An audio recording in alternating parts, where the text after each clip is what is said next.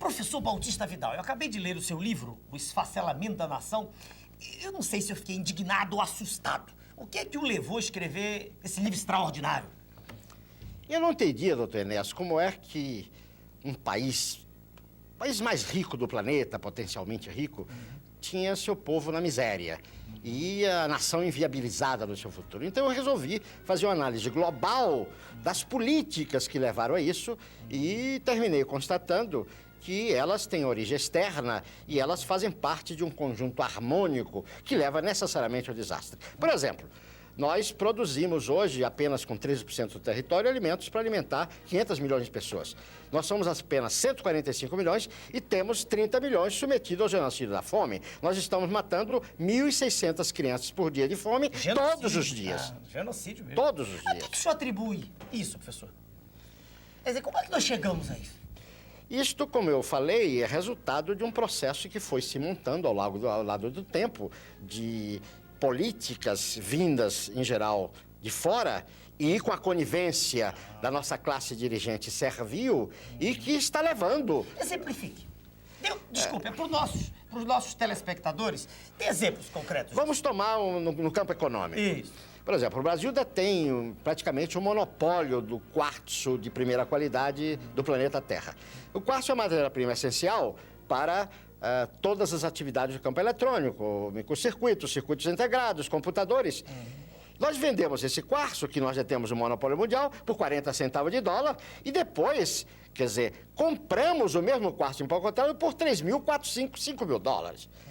A energia do Cury, um outro exemplo, nos custa 42 dólares, o preço internacional é 52, entretanto, nós vendemos a 10, 12, 7. Sim, isso é imposto. É imposto porque nós aceitamos. Evidente. Que os dirigentes aceitam. Evidente. Professor, uma conversa que anda por aí, badalada, todo mundo fala, é a questão do Estado mínimo. Como é que o senhor vê isso? Eu acho isso uma grande bobagem. Não existe Estado mínimo nem Estado máximo, existe o Estado necessário. O Estado é o instrumento institucional e jurídico de execução do projeto de um povo, do projeto nacional. Fale um pouquinho sobre isso, um projeto nacional. Projeto nacional é uma questão de atitude. Nós precisamos parar de dizer não, não. Não à inflação, não à miséria, não à corrupção. Nós temos que dizer sim. Sim ao pleno emprego, sim à produção das nossas riquezas, ao progresso da agricultura, da indústria, da educação, da tecnologia. O oposto que está aí, né, professor? Exatamente o oposto que está aí. Exatamente o oposto. Ainda, quando o senhor fala nisso, mostrando que o Estado tem que ser forte, quer dizer, né? Eu digo ao senhor o seguinte, essa história das privatizações não está inserida nisso, não? Não está dentro do contexto? Claro, claro. Porque, ao mesmo tempo que as nações hegemônicas fortalecem os seus estados, eles querem destruir os estados das nações hoje dependentes. Então, o processo de privatização está nesse contexto. Tem uns exemplinhos, Quer dizer, agora aqui, essas últimas. Por exemplo, o caso da Uzi Minas, né? A Uzi Minas, que é a segunda mais eficiente indústria siderúrgica do mundo, né?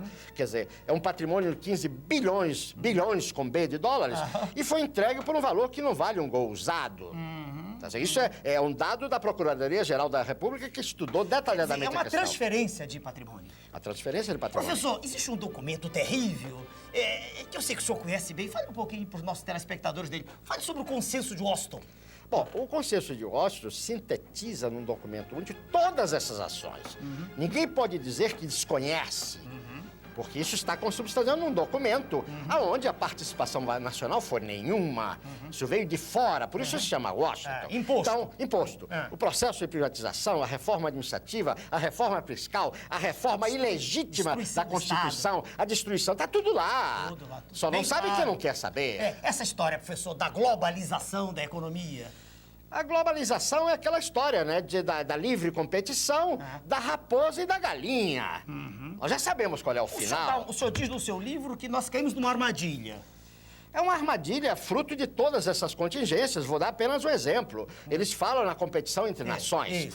Se eu tenho a competição entre empresas, uma empresa vai à falência e manda pra rua seus trabalhadores, seus operários.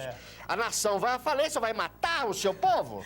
É o fim do humanismo. É o fim do homem, é o fim do humanismo, né? É o desastre Terrível. total, o Terrível. desastre total. Professor, a que é que o senhor atribui essa passividade da sociedade brasileira? Tudo sendo destruído, como diz aquele conhecido nosso, senhor Soberão, economia de cemitério, e a gente não vê uma manifestação gigantesca. A que é que o senhor atribui isso? O nosso povo é a grande vítima, não é verdade? Agora, o nosso povo tem uma máquina terrível, que é a mídia, que condiciona o seu pensamento. A mídia mente, a mídia, Mente, quer dizer, distorce, a mídia retira a Nós nossa... vamos entrar no primeiro mundo.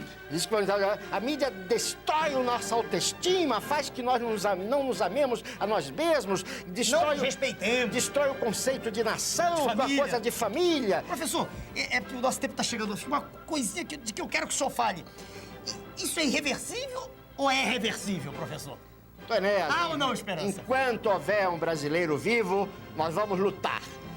E vamos fazer história. Essa questão do fim da história. Enquanto houver um brasileiro vivo, nós vamos lutar e vamos resgatar tudo isso. E vamos fazer da nossa terra o maior país do planeta. Vamos fazer a maior civilização que o homem já viu sobre a Terra. Professor, muito obrigado pela sua presença no nosso programa. Obrigado.